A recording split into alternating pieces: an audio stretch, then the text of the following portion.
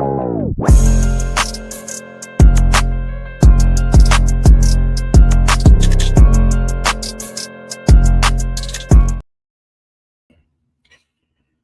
afternoon, ladies and gentlemen. We are back. We are back. We are back.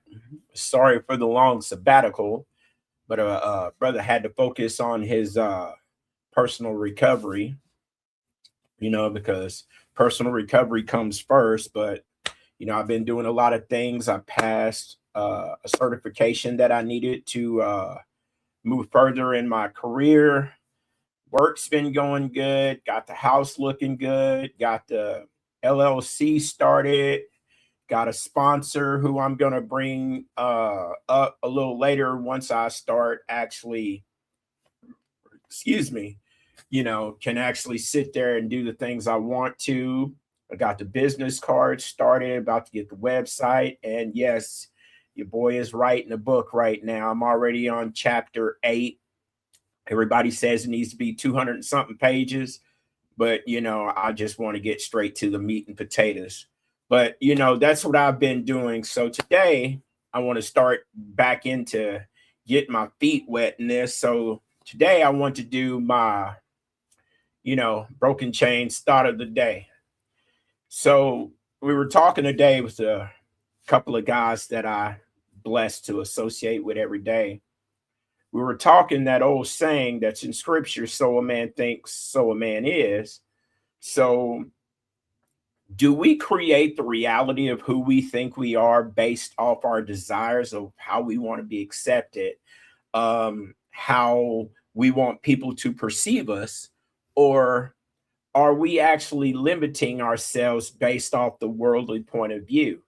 I am to a point now in my life to where, yes, I like admiration. Yes, I like people to tell me I did a good job.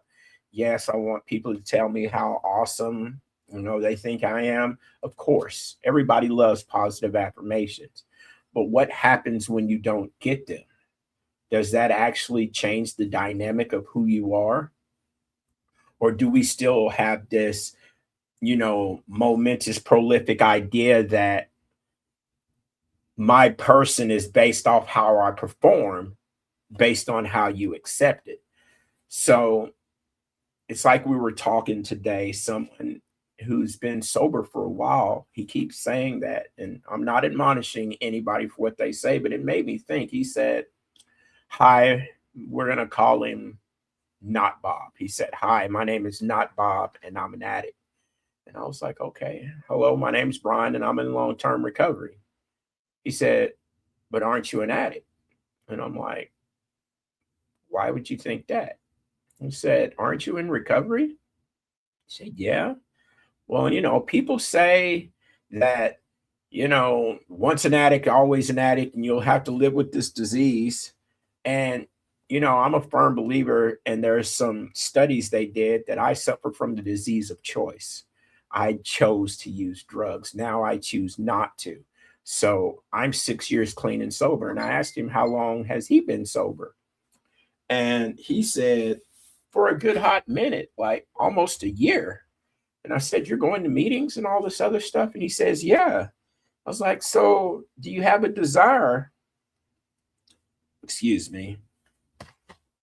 The wife message. So I have to make sure I take that podcast or not. I love sleeping with both my eyes closed.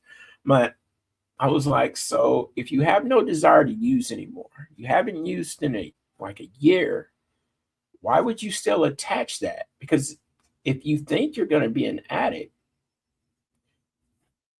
addiction of the mind, that means that in some way, form, or fashion, are you giving yourself a way out? Are you just making a platform so when you do fall, you'll have an excuse?